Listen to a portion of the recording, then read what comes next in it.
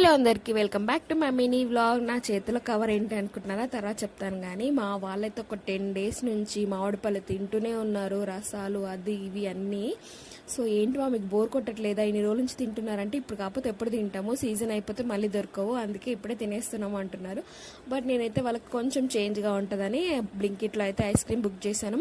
మనకి ఆఫర్ అయితే నడుస్తుంది కదా, సో అందులో నాకు 80% వస్తే ఇంకా ఐస్ క్రీమ్ అయితే బుక్ చేశాను. చాక్లెట్ బుక్ చేశాను, ఇంకా అందరికీ నచ్చుతుంది కదా, వెనీలా అయితే ఒకరు నచ్చుతుంది ఒకరు నచ్చదని ఇంకా చాక్లెట్ అయితే బుక్ చేశాను. ఇక్కడ తమ్ముడు ఏమంటున్నాడంటే, నన్ను ఎందుకు తీస్తున్నావు గుండోని, మీ వాళ్ళు గుర్తుపడతారో లేదో అని అంటున్నాడు.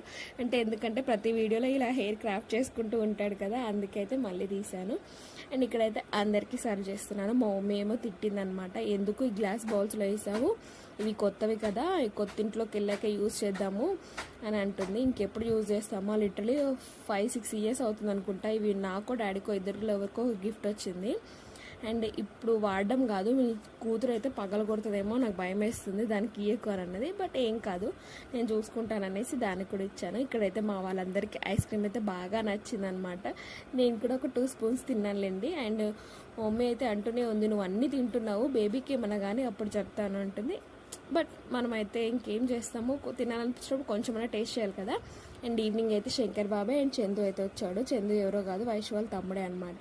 ఇంకా స్నాక్స్లోకి అయితే మిర్చి బజ్జీ జిలేబీ తింటున్నాము. అంతే మరి, బాయ్ బాయ్.